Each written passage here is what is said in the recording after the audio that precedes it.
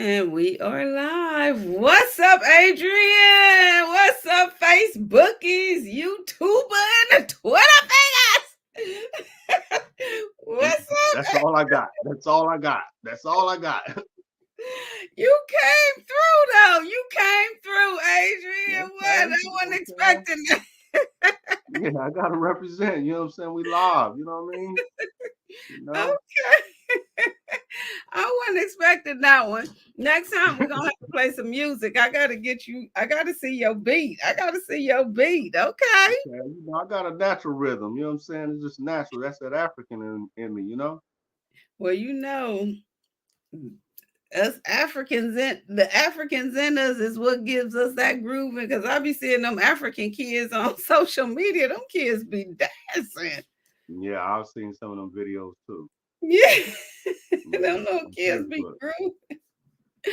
But what's up, y'all? Welcome to the Hootie Who's Finest Talk Show. We have a show in store for you guys this week. We got some good stuff we're gonna talk about. We're gonna talk about some court stuff, talk about a little NFL, not too much NFL because my 49ers lost, so that's another story. Yeah, 3 in a row. I know, but we're gonna talk about some core stuff. I want to talk about this YNW Melly character. Well, he's a rapper. He's on trial for his life for death on the death penalty case. But the prosecutor got thrown off the case. So I want to tell you a little bit about that. I ain't never seen that happen before. So we're gonna get into that. But right now, how are you doing? How are you? How are you out there, Adrian? I'm doing good, man. I'm doing good. It's nice to be here. Thank you for having me. Giving me this platform to speak with you and share, my story, my experiences. But things are going good. I'm like, just going through all the little motions, everything. Next month will make 2 years that I've been out of prison from, after doing 27 years. So, next month will be my 2 year. No bumps in the road. I'm off parole. Life is good, man. I would Woo. say, I can literally say I'm living a dream because I used to dream about being out of prison. And I would like wake up sometimes and I'll be still in there. So I'm actually out here living my dream. You know what I'm saying? Being out and being responsive, productive, part of the community. Man, being able to just see you and just know that you're out and know your story and talking to you every day when you was in there and just you know you seeing other people get out and you still in there going through and changing your life around and to see you out living your dream. I'm so excited. I was so excited for you, but I knew it was going to happen because you changed your life in there to get out. And so I'm so proud of you, man.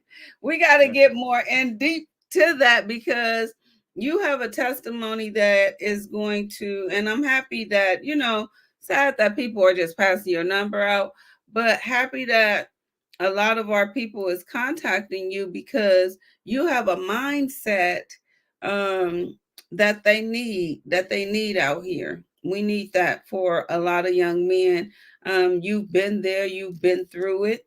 You know what they are facing if they're doing certain things with their life. And so it's good to have someone like you that have been through it and can probably catch, even if you can catch one, is a good thing. You know what I'm saying?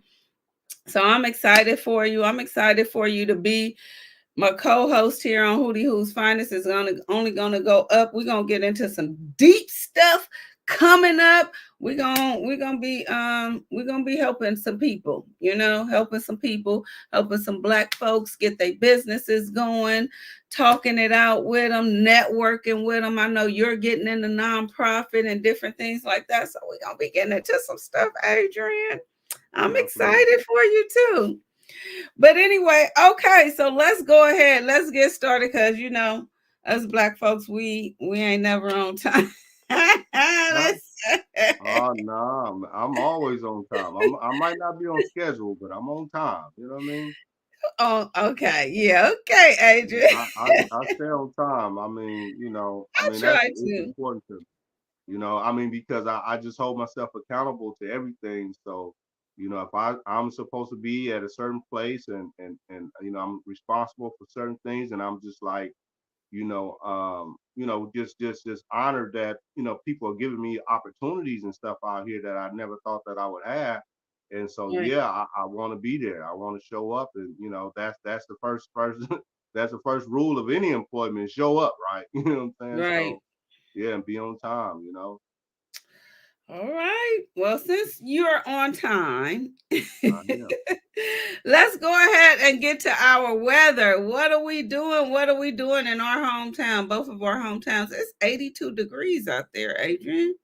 It's Wow. 82 degrees in San Francisco. You sure? Los Angeles. Both of Oh, our Los hometown. We Angeles. wasn't Yeah, in yeah, no day. Well, you in San Francisco right now, but it's yeah, 82 degrees at home. San Francisco, what that's why you said that, because y'all only at 68 degrees right now. yeah. I know it was kind of cool today, and it's supposed to tonight it's gonna be like very cold across the country. They said across the country is gonna be like very cold. So yeah, when you said 82, yeah, but that's LA. So LA is 82 right now. You know, Yeah. people don't understand it when I say how much I love the winter look, because in LA you seldom get that rainy, cold look. It's always sunny. And for people that's born and raised in the snow, they love it. Always sunny. Oh, that's a dream. But when you want to see some coldness. But Yeah. anyway, let's get to KC. KC Mo, where I am right now, it is 40 degrees. And that's pretty Yeah. warm for right now, Yeah. because yesterday was like 20. Tonight is going to be like 20. Yeah. Woo. Yeah, so it's like we just came from outside. It is freezing out there. You can't stand Freezing. outside longer than about 5 minutes. Something gonna fall off. Wow. Mm, Yeah, that's it's a tough. cold. It's Yeah. cold. All right, let's see here. What else we got? We got H Town in the house where Nene is, Houston, Texas, 57 degrees. Okay, they kind of cold too. 57 is not 57 that degrees. bad though. Not Yeah, that that's bad, cold. but yeah. Yeah. Lastly, we got New York City. NYC is at a whopping 52 degrees, and that's summer weather for NYC because they Mm. get below. You say you've never been in New York, right? No, you haven't either. We got to go. Nah. Gotta go. Gotta go. I New want to see York. the Big Apple. I want to see Staten Island and all that stuff. I want to drive across. I want to see the Statue of Liberty, man. Yeah. Yeah, me too. I want to travel the country. I plan to take a road trip before it's all said and done. And I want to do that within the next couple of years. Just take a road trip and just drive and just see everything. See See the every whole, see the state. country. Yeah, Yep. See every state. Our country is very beautiful. it Very is. beautiful. I learned that just driving through California. California is beautiful. Man, It the is. agriculture, how it's laid out, and just it is beautiful just driving up that coastline. But that's a And it's a whole other natural. It's a natural beauty. It's a natural beauty. Just yes. across the country. Just places. Just coming from a lot of the places that where we come from. I say right. Yeah. We only see that concrete.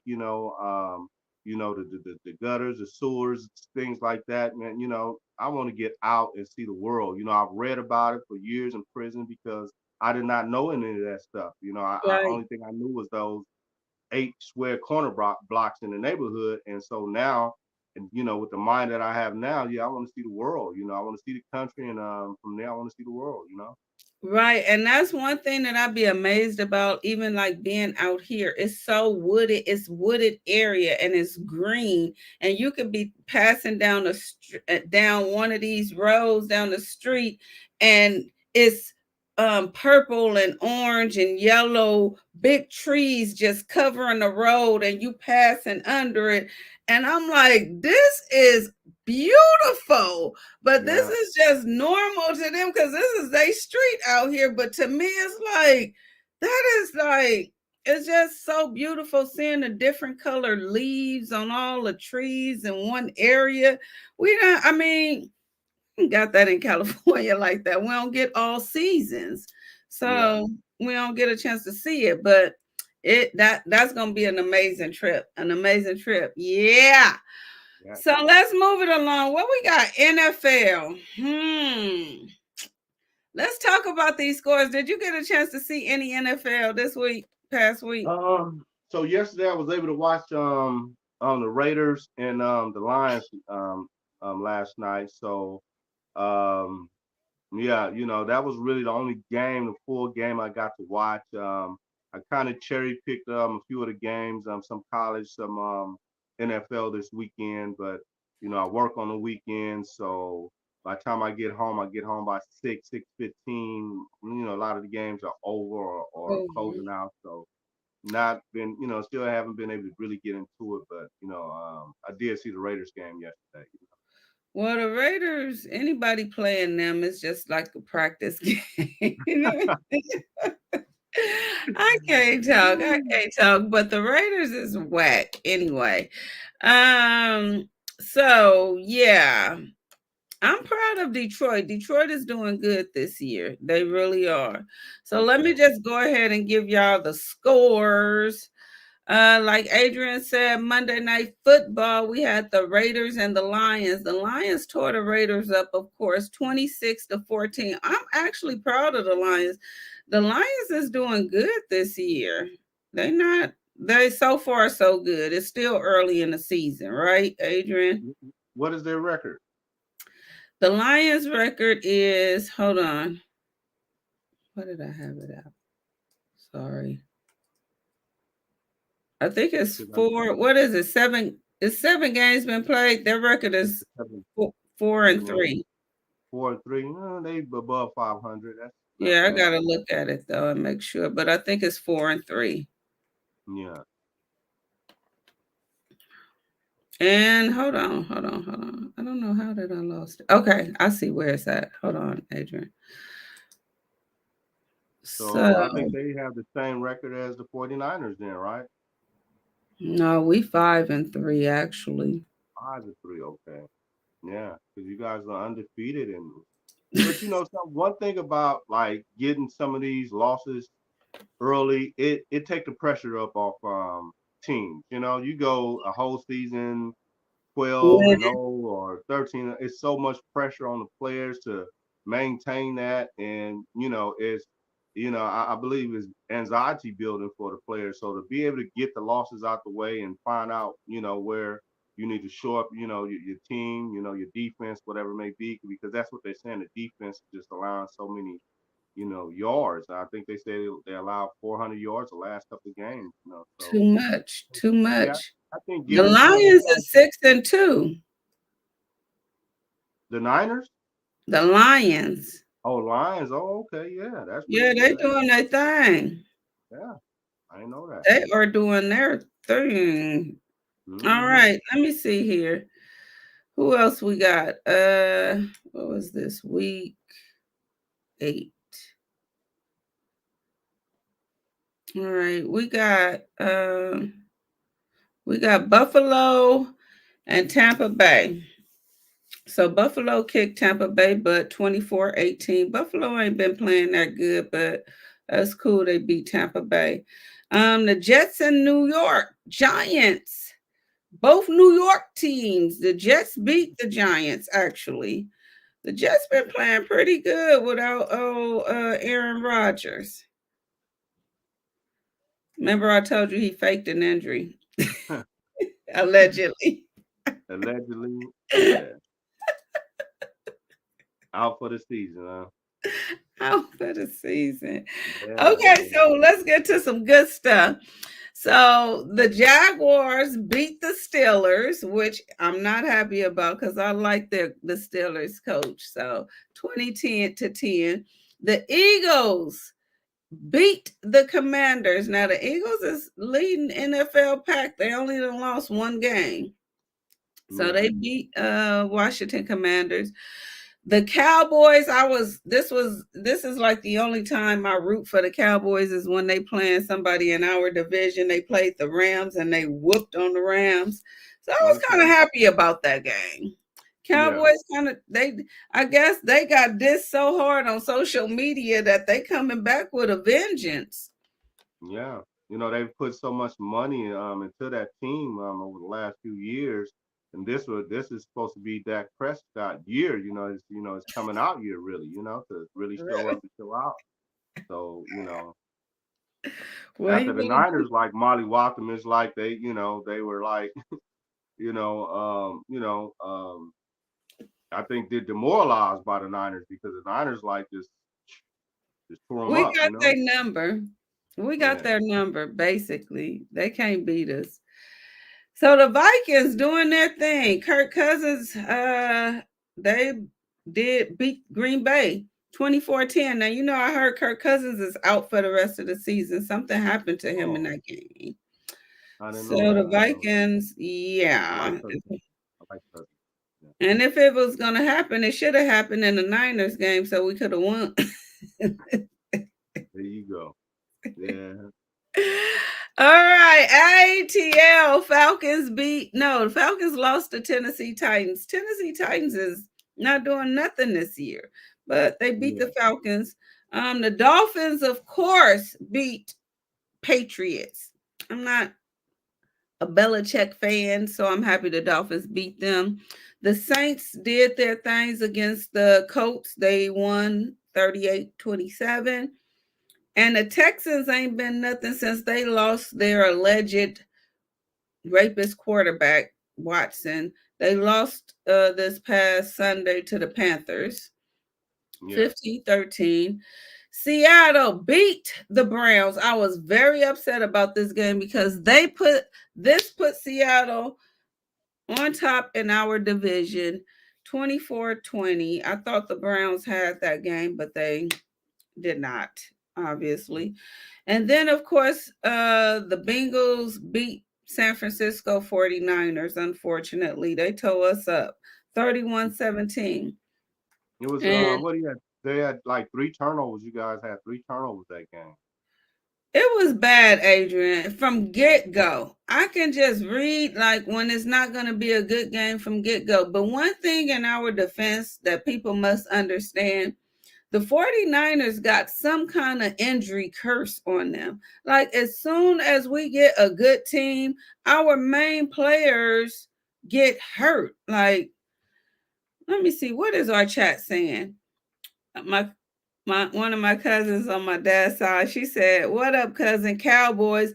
Don't come in here with that cowboy stuff. I know Yeah. y'all winning, cousin. It's good. Y'all Cowboys getting y'all boy. get back. But Them just know diehard y'all fans. not going nowhere. Dak Prescott is not a good leader, and y'all coach suck.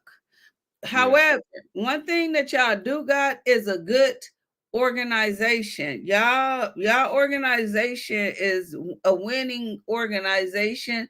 So y'all got some good people behind y'all, but the people that's going to bring the win in, the coach and the quarterback.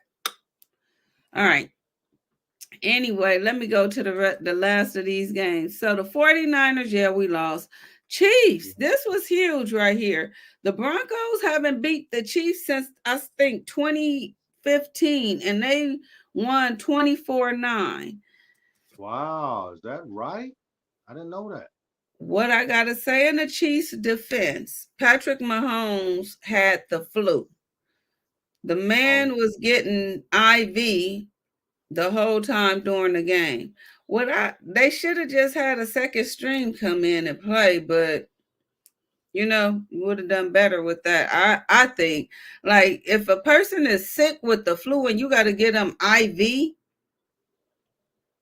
playing a you know, football I game. mean, obviously he was like he felt he was up to the task and he wanted to play and I mean, I've heard stories like some people play, better when they're injured or that they're kind of under the weather or whatever. So maybe he felt like he was game ready, but obviously that did impact his game. Yeah, I think by the second half they should have known he wasn't up to par. They lost by a big lead. I mean, from the Broncos too. Anyway, the Baltimore Ravens beat the Cardinals 31-24. I was going for the Ravens because the Cardinals is in our division, of course. The Chicago Bears lost to the Chargers 30-13. And of course, the game you saw, the Lions whooped on the Raiders. The Raiders Yeah, is playing backwards. yeah. Sorry to say, Garoppolo but had they a he had a interception in the end zone. So yeah, Yes. I don't What do know. you expect? I mean, what you expect? But anyway, the Raiders do got a good stadium. Oh yeah, yeah. That spear. They have a spear out there, huh? They got that. Yeah, they got what is it called? The Allegiant. That sucker is nice, nice, Yeah. Have you ever been? overnight. Have you seen it yet? I haven't toured it. I'm one time you because you could tour it too. I want to go there and tour the whole stadium and see exactly what all they got up in there. I heard they got clubs and all kind of stuff up in there. Yeah. Shops where you can shop. So yeah, I'm okay, NFL. But yeah, my 49ers, we got to get back in it, Adrian. We got to get back in it. We got to get back in it. All right, all right. Are you ready for a Dear Tree and Adrian letter? I Oh found well, a letter. that's my favorite part of the show. That's my favorite part. I found a letter, and this letter actually we both kind of can give a little input on it. Let me see. Okay. Hold on. Let me find it. Here we go. Let me read it. Okay. Dear Tree and Adrian, a year ago, my 13-year marriage fell apart. My husband, Rick, will be spending the next 7 years, 6 years in prison. I am 32 and have two boys, ages 13 and 15. The last year has been pretty tough for all of us. I've been learning how to be both mother and father to them. I am also heartbroken by what he did that landed him in prison. I have filed for divorce and there will be no reconciliation. I never thought I would be with another man. Rick is the only man I ever been with, but over the last couple of months I have begun developing feelings for someone else, or at least I think I have. His name is Jason, and he is a good man. Shall I let Jason know what my feelings are about him? I'm confused. Could this just be me wanting companionship? I love being his friend and I would like to continue to be. I don't want to ruin it by revealing my feelings if he doesn't feel the same. Also, I don't want to rush into anything. Please advise me. Lonely and confused. Yeah, I can see how that can be confusing. You know. She had a lot of issues. Let's attack the prison thing. She was married with two kids and she decided that she's getting a divorce with no reconciliation. She don't say what he did, so I ain't no telling what he did, but she was saying no reconciliation. Yeah. Um, That jumped out at me that no reconciliation. So we don't know, is it, because now he has a criminal record, is that why she's leaving him? Or is it, the nature of his crime that he committed? It can be, a number of things, but those two things kind of jump out at me. Why she said there's no reconciliation, or maybe she just feel like, look, I can't hang in. She's 32 years old. She can't hang in for 6 years. maybe that's it, but for whatever reason, there will be no reconciliation. So we have to get past it. She has, obviously, right? Right, because Um, I haven't. I because I'm like 6 years. That's not a long time, and you married. yeah, I And mean, got two kids. 32 is fairly young, so with you can have, kind of, you can have a relationship with someone in prison. It's it's difficult, like I've told you, you know it takes a special person, special woman, a man to be with someone in prison. You have to be able to receive love and give love beyond the physical scope, because sometimes that's not there, particularly, Right. when visitations is not there, right? So but for whatever reason, she like, I can't do it, so I would like to, like, kind of just address, her being with another guy, the guy Jason that she's developing feelings for. And like she said, they could be that she's lonely, she's just that attention that she would get normally from her husband, she's not getting it anymore. So it could be a couple of things, right? So but for me, I believe it's very important for her to, close that door. Close the door with the guy, with her husband. Go ahead and Right. get a divorce, get a full separation before she opened a window to another relationship. Right. Um, Right. she owes it to herself, her husband, and her kids. To do that, the right way. Right.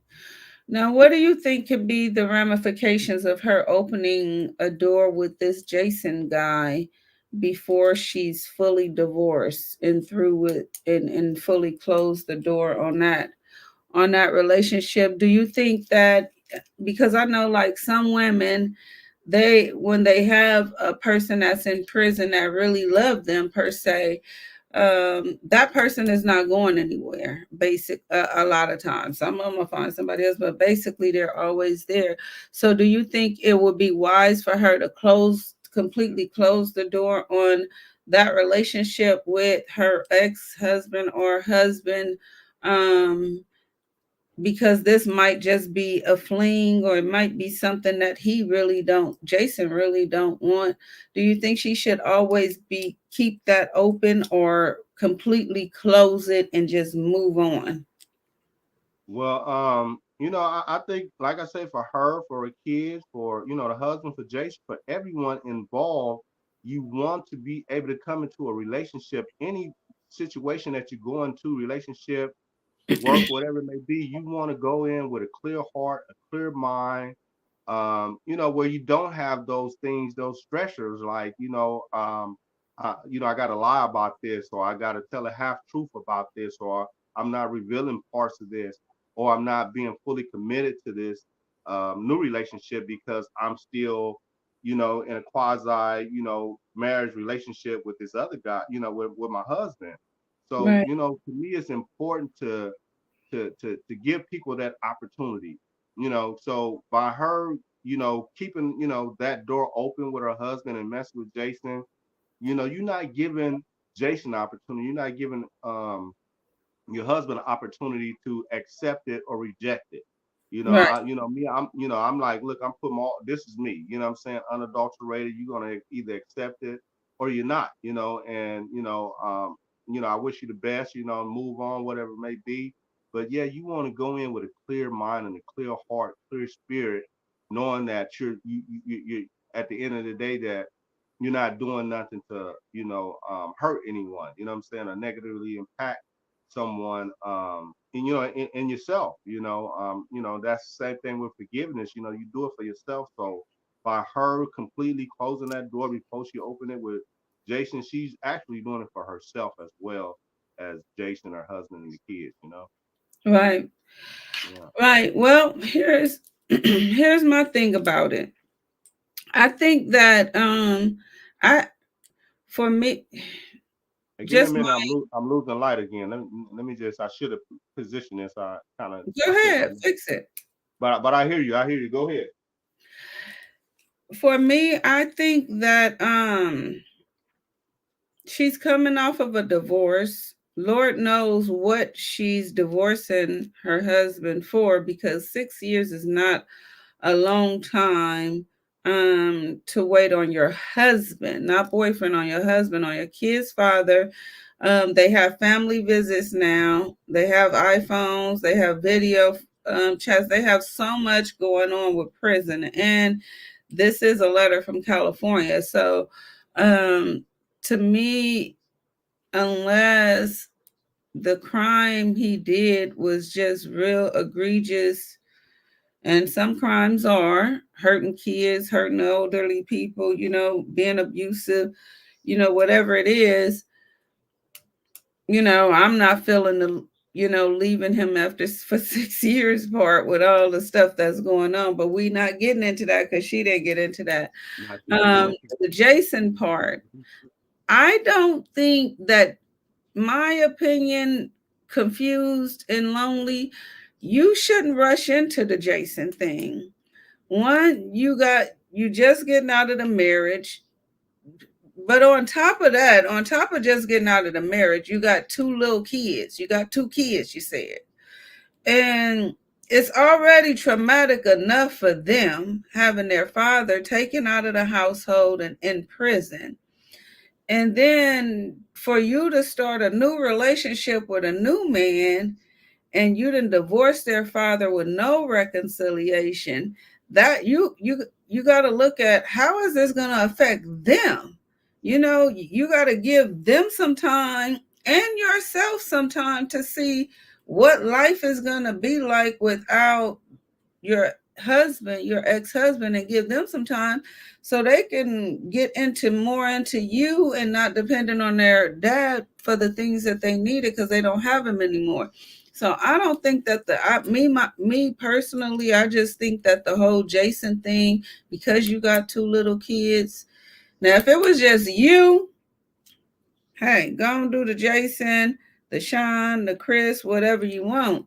But you got two kids. You was married to this man, to their father, and you don't owe him anything, but you owe your kids enough. What you owe them to take your time and not have to rush into a whole nother relationship with Jason and have to, because really, what you think about this, Adrian? If you gotta ask, should I tell him how I feel? Well, it seemed like when it comes to that, she's not actually absolutely sure how if her feelings are actually real or if she's just experiencing some loneliness and that absence of not having her husband. So it seemed like she's exploring that, like, are my feelings actually real for Jason, or am I just want some companionship? So but you make some very good points, and it's kind of like that's where I kind of feel like I don't have like information, when it comes to kids. I mean, I can empathize with anyone with kids, but I don't have kids. But you made a great point. The boys are 13 and 15, and yeah, she do need to give them some time to make, to adjust. But yeah, she needs to explore her real feelings for Jason and see if that's just her being lonely, just wants some companionship because the absence of her husband. But I think you make some great points. Really take the kids into consideration of anything that you do. Yeah, That, she got to take the kids into consideration, and even, like, sometimes I think we get so involved into our own feelings and what we want, and and I'm so lonely and I'm going through this, and we forget we got kids. What that's gonna be affected by these decisions that you're making. And so you can affect your relationship with them by making this kind of decision. So take it slow with Jason. That's my opinion. That's my thing about it. Take it slow with him. I think if you have to um you are explore it, not saying it's don't explore, but take it slow with him.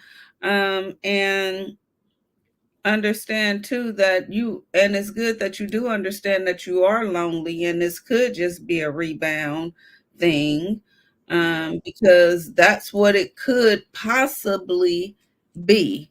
Yeah. And so just take it slow with him and focus on yourself and focus on your kids.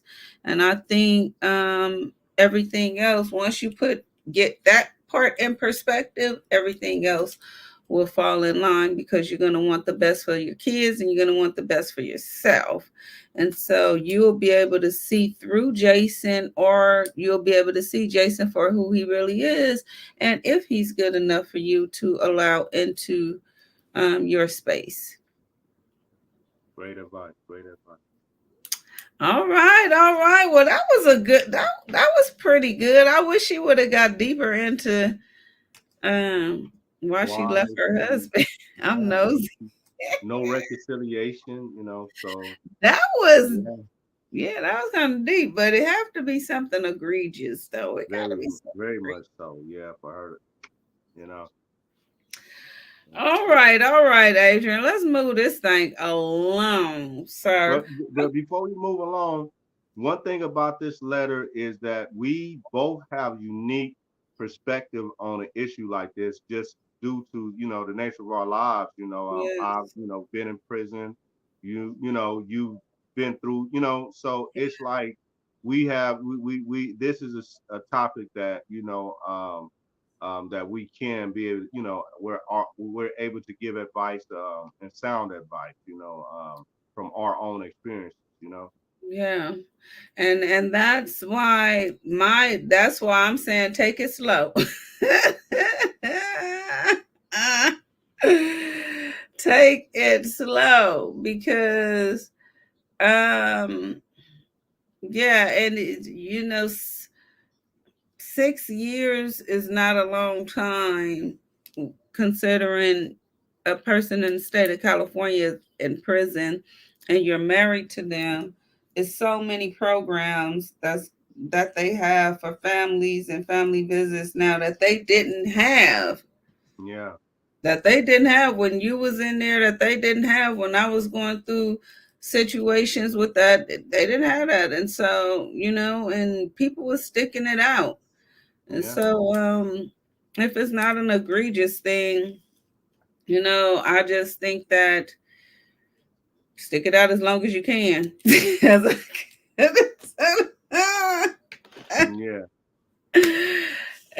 Because age start hitting depending on what 6 years is not. You got some people sticking it out with people that have life sentences. You I've know, seen that. I've seen relationships that in there that have last over 20 years. And a guy I know right now, he did almost 40 years. He's out and he's still married to his wife of, and she was there from day one. So, it's and like you say, back then they didn't have all they got tablets now, they got family visits now.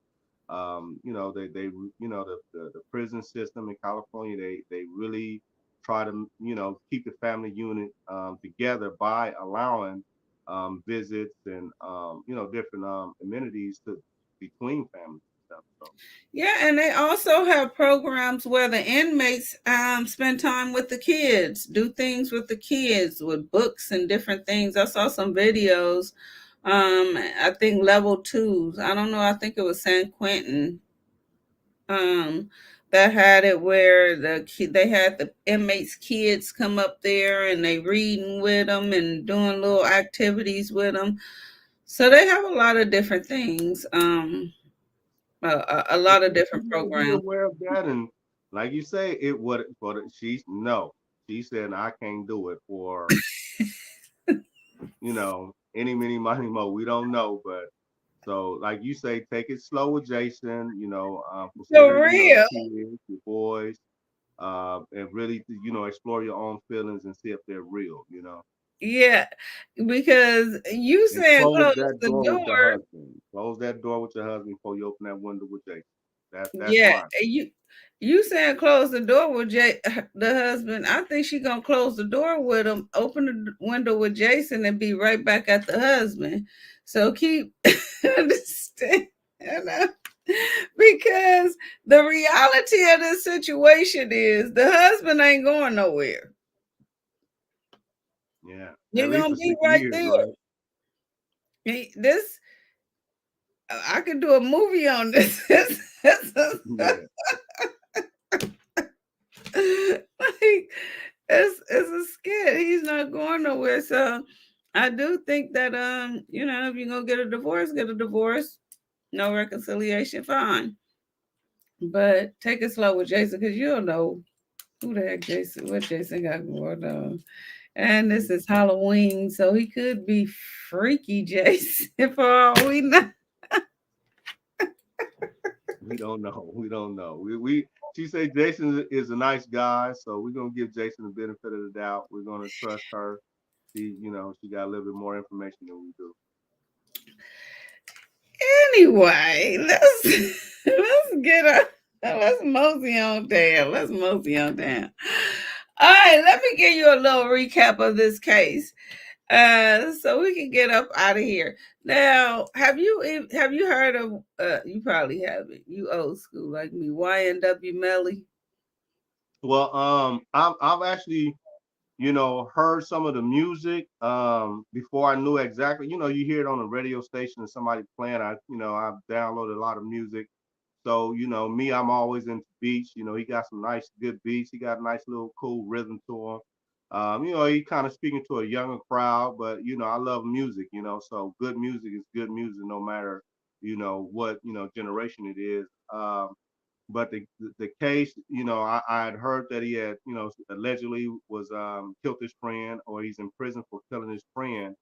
And then you reveal that there was another, I think, murder involved, There and was the two prosecution friends. just three, Two friends. oh, two friends, okay, and the prosecution just involved, was so involved in, certain issues of the case. It reminded me of what was the guy Meek Mills, right? Hmm. And how that prosecution just took it so personally, and she actually got kicked off the case, and he was actually released because of the some of the things that that prosecutor was doing. So it seemed like it's some of them same kind of elements in the guy Melly's case. Yeah, I've never seen this before, Adrian. But you know what? I saw the first trial, and when I saw the opening arguments with her, it just seemed like she was just really taking it personal. The Yeah, attorneys, they supposed to be theatrical when they doing their opening and closing arguments. Okay, I get that part. But this was just like a personal thing with her. And I couldn't understand it. It just didn't sit right to me back then, and this was the first trial. Now with this kid, with this guy Melly, I honestly, I'm gonna say allegedly or whatever, but I honestly, after seeing the evidence and going through the first trial, because I knew nothing about this whole case, didn't hear anything about it, just seen it and wanted to research it. But after looking at the first trial, the prosecution has a good case. They have a good case against him. But what it remind me of is your case. He could be guilty, but you can't cheat the law to get somebody convicted. You know what I'm saying? You have to go by you're a prosecutor for crying out loud. And yeah, yeah, so yeah, so you can't cheat the law. And the detectives, they tried to cheat the law to get this dude convicted, and it's just ridiculous. So let me just set the scene really quickly of what happened. Two cars leaving the studio. All of these people live in the same house, in the same mansion. Two cars leaving the studio. They going to the same place, supposedly. This is like 2 o'clock in the morning. And yeah, this car in a car with Melly sits in the back passenger side and back of the driver, right? yeah. They have a driver, which his name is Bortland, which is really Cortland, but these is all bloods. So even everybody calling him Bortland. So it's kind of Yeah. but anyway, he's the driver. Melly's in back of him. You got Sack Chaser, which is the CEO of the rap group, and then you got Juvie, which is just another little rapper with the group. Now, Melly is the face of the group. You know how one just becomes the face of everything. So he the Yeah. one that took off. Yeah. He the one took off. But Sack Chaser, which is in the front seat, passenger side, he is the CEO, and he kind of like, bigger. He kind of he push he in little text you just I done seen in the court case. He done told Melly, yeah, you might be the face, but I'm the CEO. Don't get it twisted. Little conversations or whatever. But anyway, so here's the crime scene. The car that Melly them is in. Ballistics, the crime scene evidence show that these people, Sack Chaser, the bullet came from the back passenger side, hitting him like right here. Yeah. UV, the bullet came from right here, all from where Melly was sitting at, right? Yeah. The driver couldn't have done it because of the blood, how the way the blood splatter is. Okay. So what happened is they get out the car. This is what the prosecution's story is. After Melly allegedly shoots them, him and Bortland get out the car. They in a desolate area. They turned off from the other car. They in a desolate area. Him and Bortland get out. He shoots the back of the car and then go on the passenger side and shoot the passenger side up. Okay. Melly allegedly called somebody to come and pick him up. Bortland drives them to the hospital with the story. It was a drive-by shooting. I don't know. We was driving and some people just started pulled up on the side of us and just started shooting. Um, Once forensic get in there, it tells the story where the bullets came from, like it will.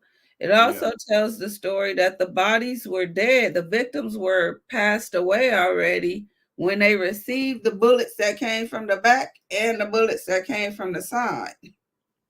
Oh, so those are allegedly just theatrics to kind of cover up the initial crime. Right. But the bullets that killed them came from the left side. Yeah. According to Bortland's story, allegedly the drive-by was on the right side. Yeah. So they got the video of the studio when they all left. That places Melly in that seat. The other evidence that they have against Melly, so they know whoever is in this seat did the shooting. Yeah. But defense wise, there's no video. He could have got out, somebody else could have got in. How we know Bortland didn't stop and get in the back seat and do it? How it look is there's the only one of them had a defensive wound is the one in the back, Juvie in the back. Yeah. He was asleep. He was asleep. But he Wow. woke up when this one.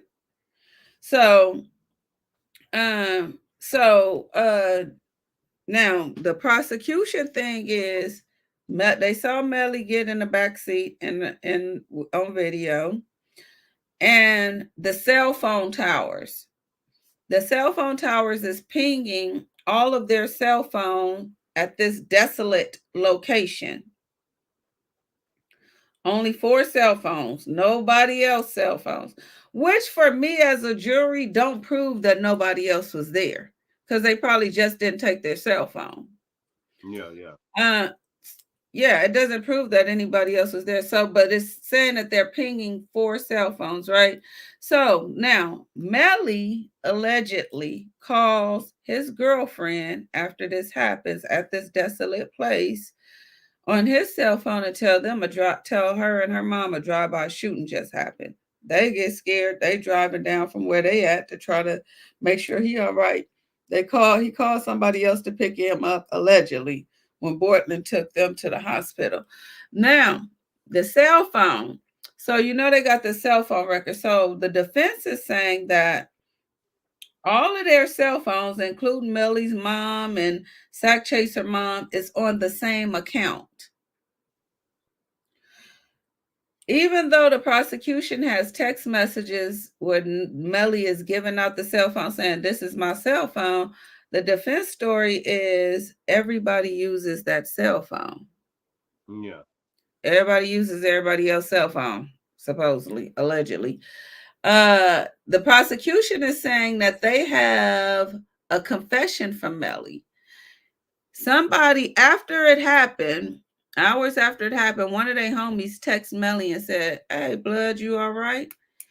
The text message that came back, supposedly, allegedly from Melly, said, "I did that." THAT. Shh, with a SH. Shh. Yeah. So they got all these text messages, right, Adrian? They had like 100 and some text messages from this phone.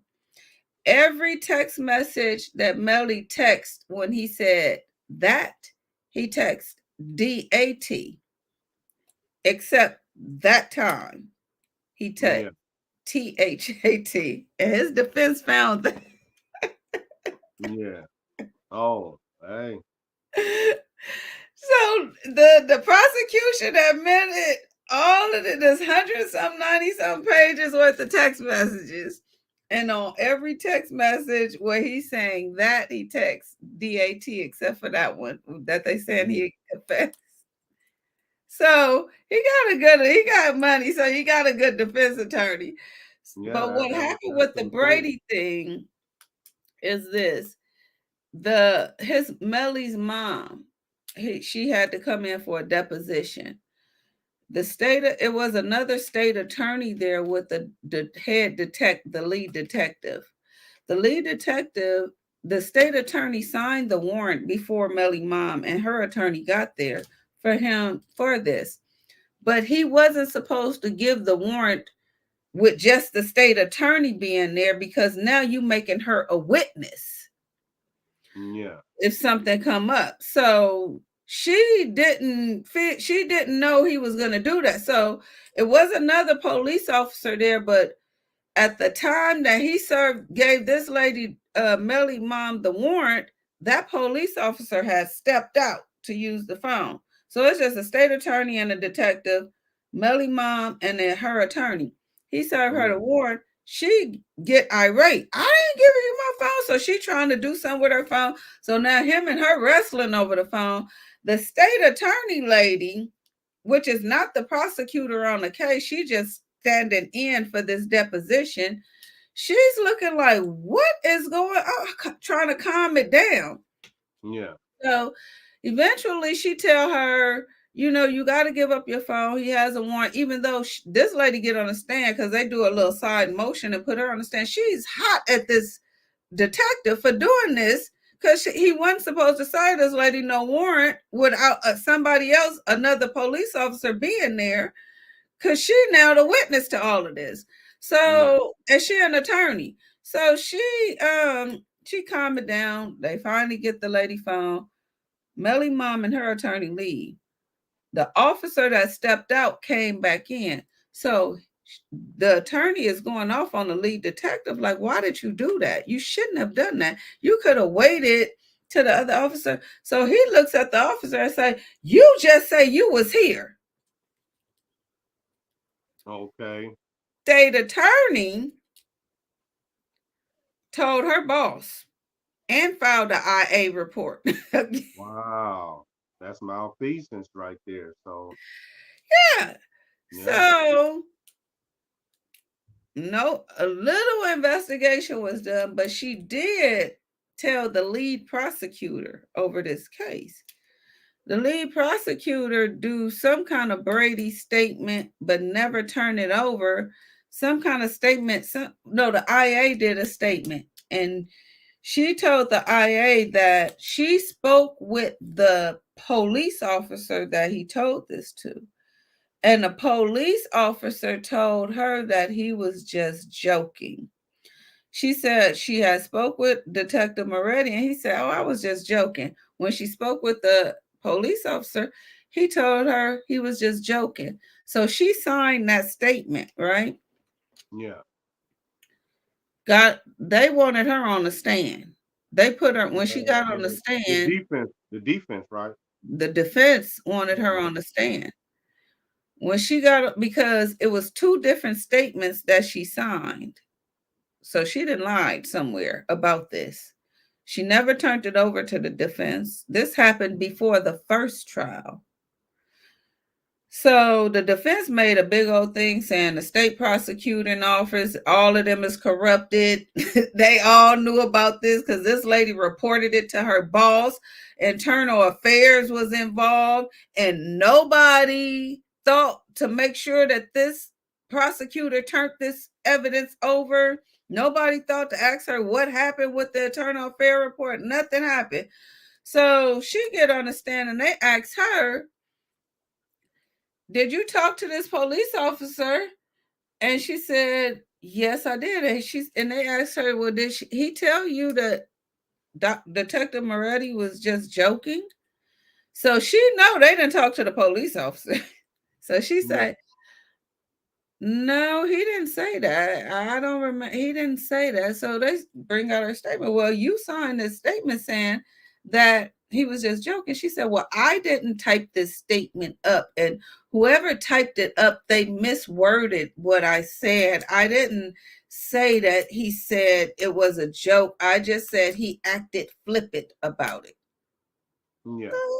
So the defense attorney is like, you didn't read this before you signed your statement on what you said. "Well, it have to be a clerical error because I didn't say that. I said, like I said, he just acted flippant about it." The judge threw her, but you get off the case because the defense told the judge, "I don't know what's gonna happen, who they gonna appoint to this case, but we calling her to the second trial. Yeah. She's a witness because she is a character witness on this lead detective character right about now. And the Absolutely. jury needs to know what the prosecution and done and didn't turn this stuff over for the first trial. They didn't have this boy fighting for his life in the first trial. And the lead detective did some shady stuff like that.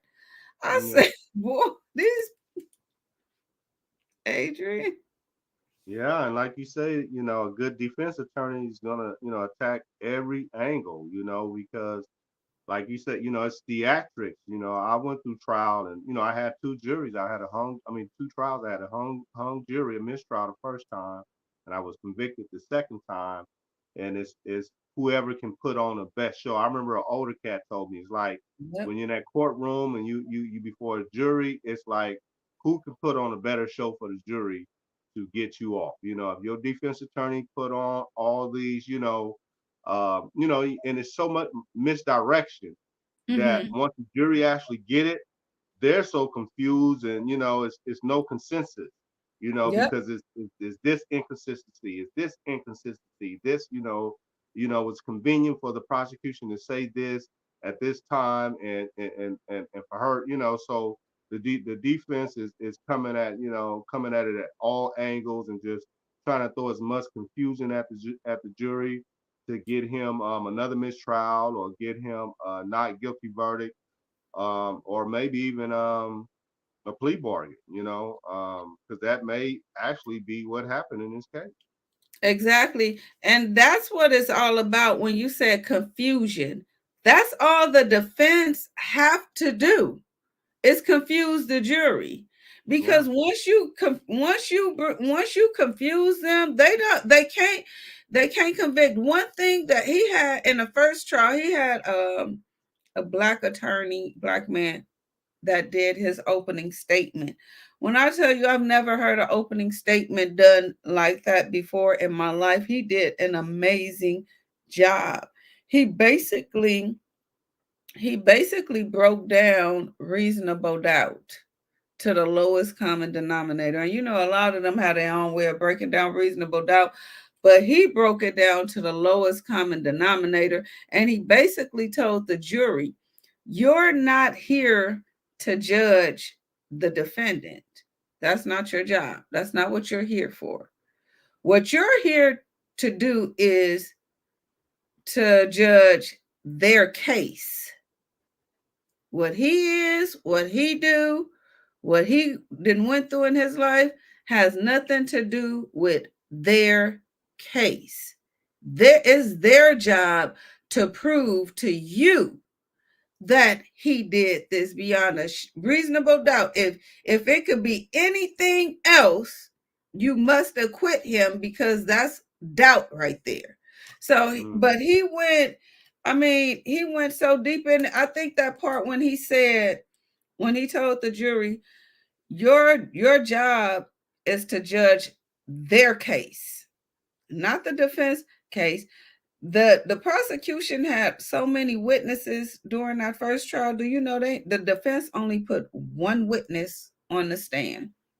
Yeah. One of the dudes in the other car that don't have a criminal background, he said that he was woken up when Melly did jump in the car with them, and they went to the house. So Melly wasn't in the car. Basically, allegedly, that's what he said. They only put one, and then closing arguments, they basically told the jury, we don't have to do anything. They have to do everything. They have to prove to you that he did this beyond a shadow of a doubt, reason of doubt, and they haven't done it. We don't have to do anything. They have to Yeah. do anything. They couldn't prove, they could prove that the phone was Melly, but they had a bad ish problem with that because everybody is on the same phone line.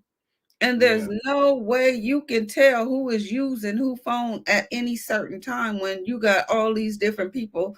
You have like 20 people on the same phone line playing. Yeah.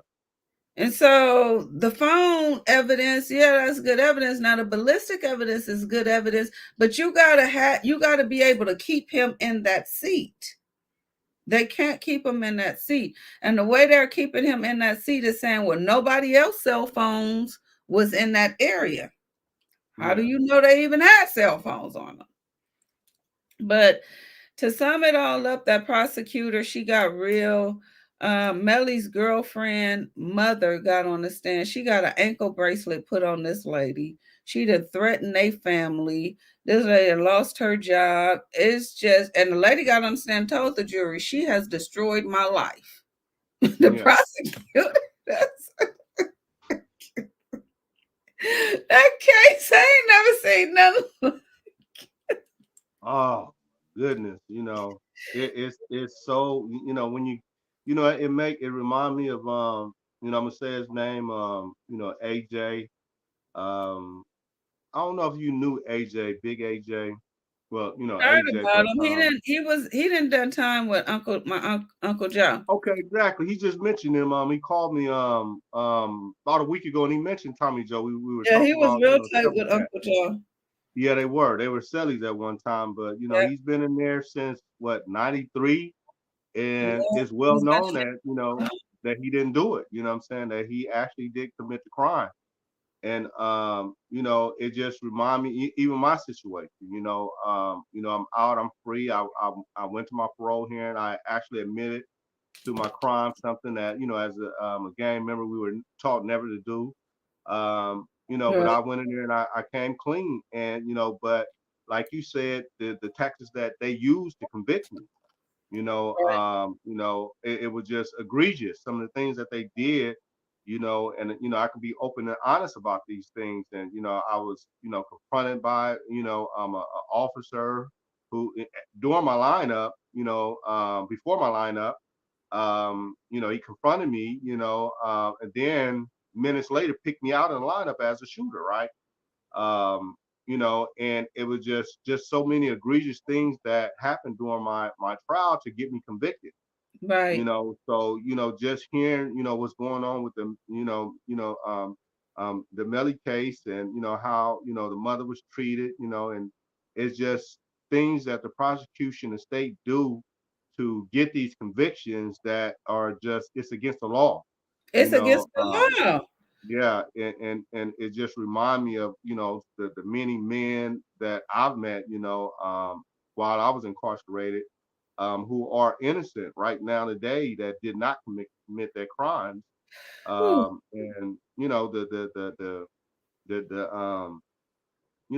the things that the prosecution did, the lengths that they went through to convict me, with false information, false identification, even though, like I said, admittedly so, I committed that crime, and did the time, and I'm free now.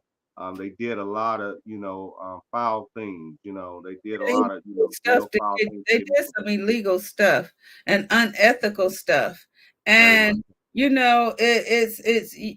I've learned the difference between the legal system and the justice system. Two different totally systems.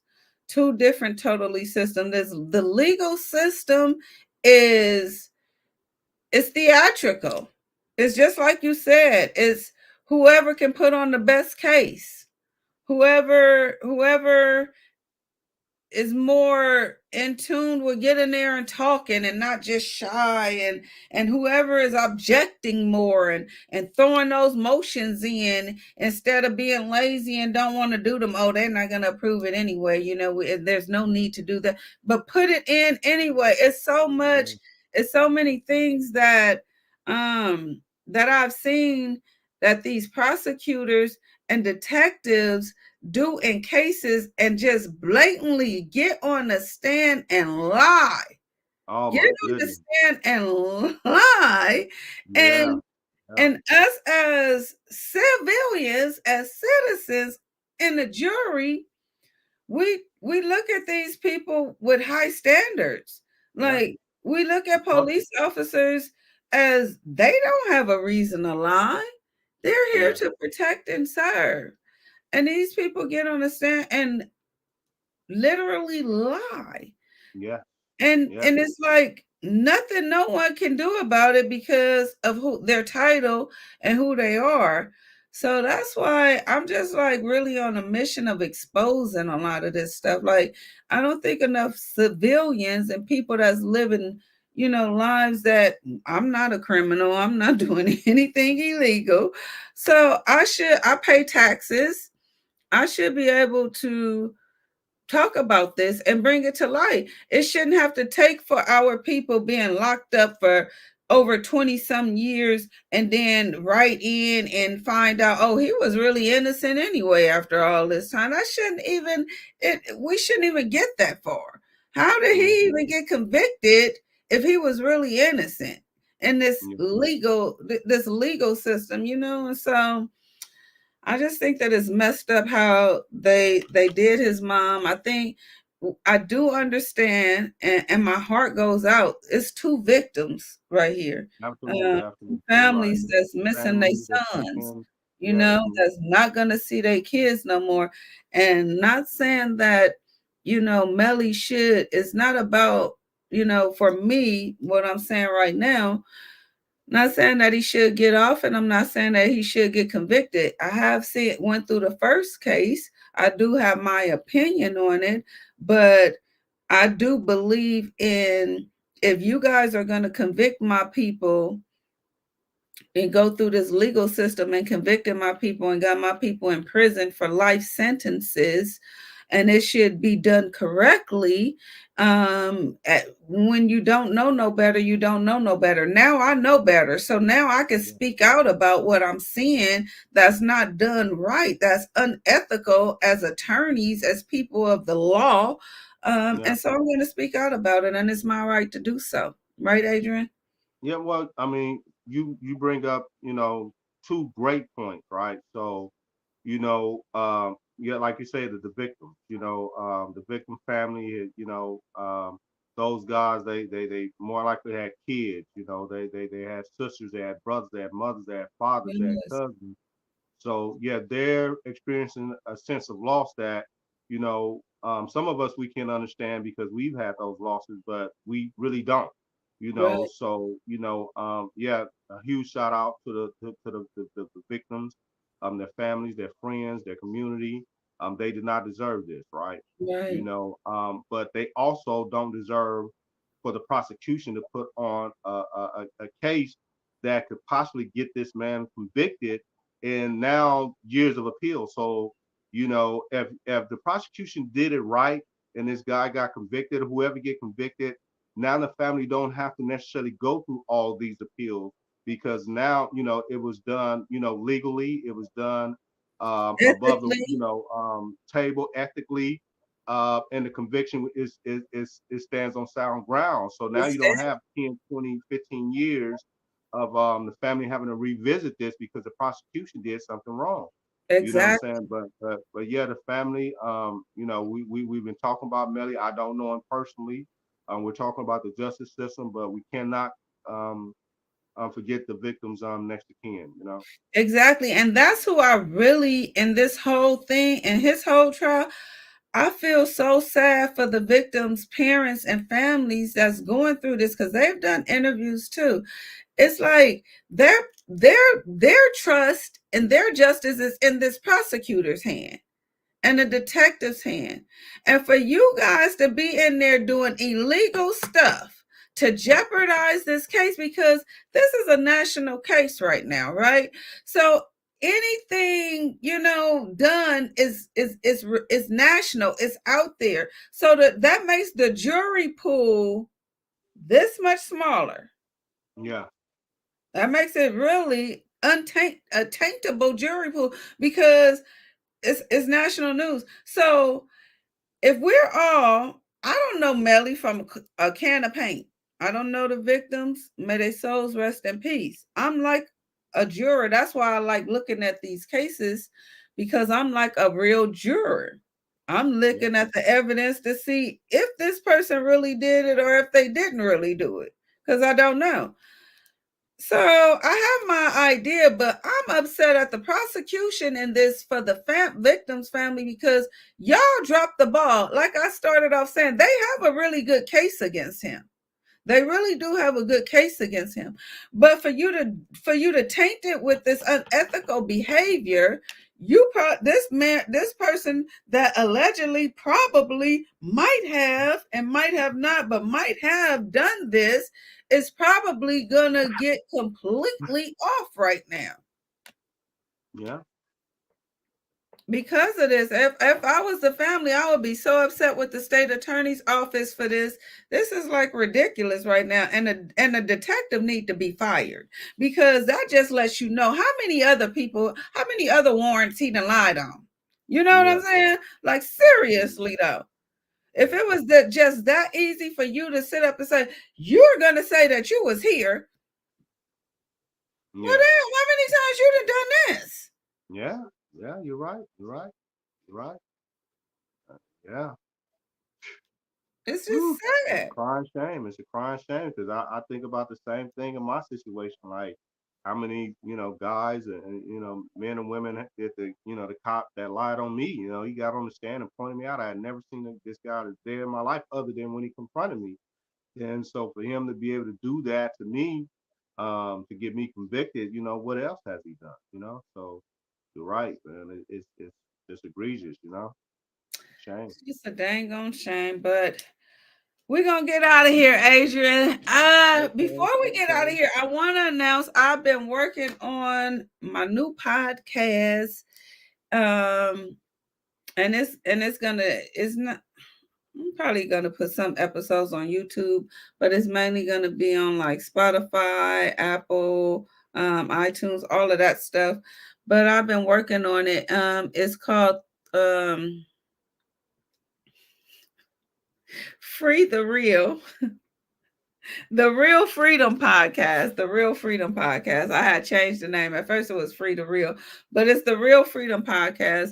I'm Yeah. working on Eric Wright's his story, and I told him I was gonna announce it. We all know him as Ebone, but he's an innocent person and he's sitting in prison with a life sentence right now. He's doing really well. One of the main reasons why I want to tell his story is because I'm really impressed by the way he's been handling himself since he's been in prison. He's changed his life totally around.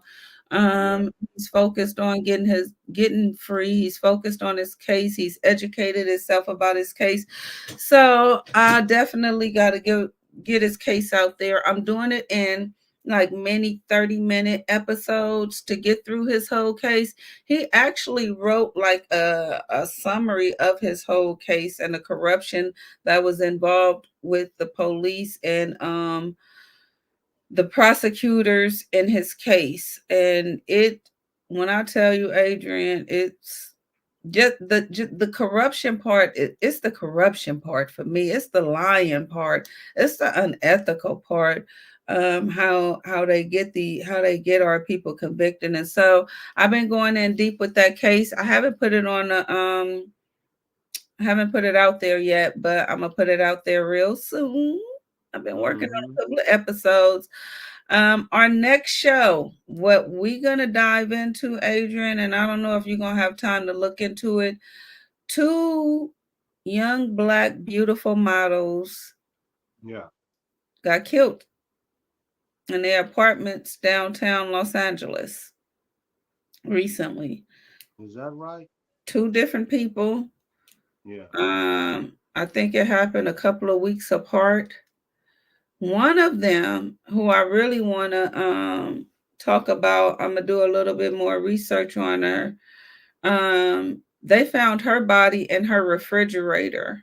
She was bound by her wrist and her feet, both in the back, um, beat in the head, blunt. I got her autopsy report. It's something else. It's something else, and she was 2 months pregnant.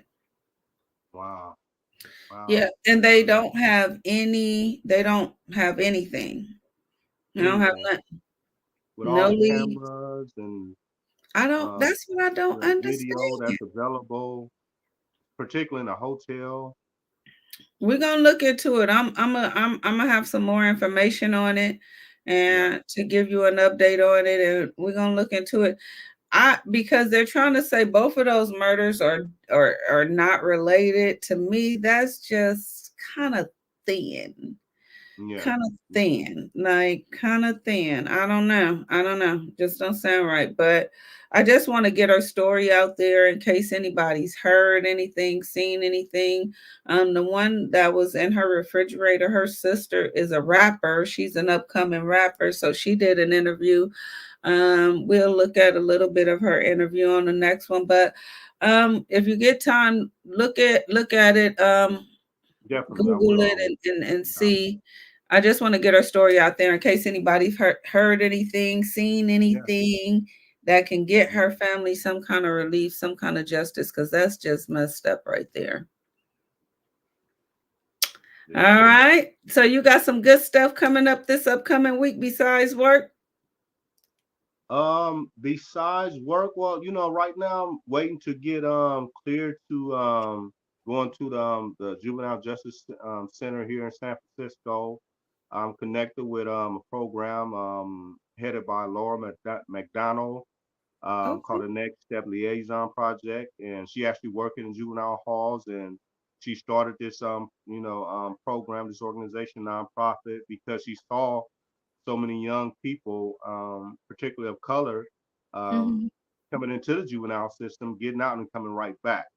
So, Mm, she works towards making sure that they get out and they have the resources and support that they need so they do not come back. So right. Right. hopefully I get cleared. I've been waiting for a couple of weeks now. So hopefully I get cleared, and I'll be in there next week or in the coming week. I'm excited about that, Adrian. Okay. Yeah. That's good. That's your calling.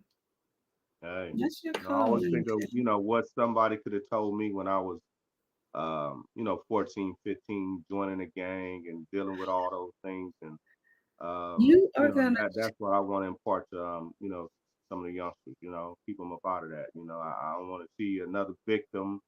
of gangs or criminal activity, and I don't want to see the other side of a young person being put in prison for a crime. So we can kind of stop that, or be, if I can, be a part of, like, stopping that or stemming that. Hey man, like you said, that one person, it can be one person, man. History has showed us that, one person can be the catalyst to great change. So You are gonna change so many people's lives. Look, this is bringing tears to my. I'm getting older now. When I get happy, I start crying for some reason. Like I get tears in my eyes. Like this is really bringing tears in my eyes, Adrian. Like you are really like doing some stuff that I wanted you to do. That I know like is gonna be amazing because you're so smart and you have a testimony and you have so much like inside of you, and for you to be able to give that to the youth, that is amazing, and I'm excited for you. I'm excited for them as well. But thank you for your service to our youth, Adrian. That is so cool, dude. That's yeah. cool. But anyway, we're gonna get out of here. I done kept you enough. I done kept Have you been eating, Adrian? Oh my goodness, I have, but I'm still like, I'm losing weight. My niece, she actually pulled up on me this weekend, and she's like, "Oh, you lost so much weight," and I mean, it's just I eat, but I work 7 days a week. And five of those days I'm doing construction, so it's just the nature. Once I kind of get into other things, I'm gonna kind of saddle that construction thing because it's good money, but boy, it wears on the body. So Yeah. I've been eating. I just lose so much weight and sweat so much that yeah, I'm like down to like 188 right now. That's like crazy. Yeah. Well, and too, as we get older, the good thing about it is you're on a side where you're not obese. you know, Sometimes when we get older, my doctor said, like, if you on the side where you're losing weight, don't put too much pressure on yourself about gaining weight. Just thank God you're on the side where you then lost weight at this age and trying to gain weight versus trying to lose weight to stay healthy from diabetes, congestive heart failure, high blood pressure. And so that's the good thing. That's the bright side of it. Like we heading into our 50s, and we're on the side where we got to start eating. I done lost too much weight. Yeah, But my doctor told me that as long as you do your physical, do you some blood work, test, your stuff, and make sure everything is okay. You're not feeling any too many pains, no lumps or nothing growing. You're fine. Just find yeah, you a good eating regimen and eat and keep working because you're working out at the same time. So your body is probably really more muscle yeah. now than fat. And so you're doing a good job, Adrian. Just keep up the good work. Keep up the good work and I yeah, will. keep up the good work. I gotta make it out there, man. I gotta make it out there to see you, see how you're living. Make sure you're living all right. Make sure you're doing all right. I gotta get to the Bay Area. Yeah, I got you. You come this way, I got you. I already know. I already know. Well, make sure you have a good work week, and I will see you next week. I'll be here. All right. Take care, loved one. All right, loved one. Okay. Later. Bye bye.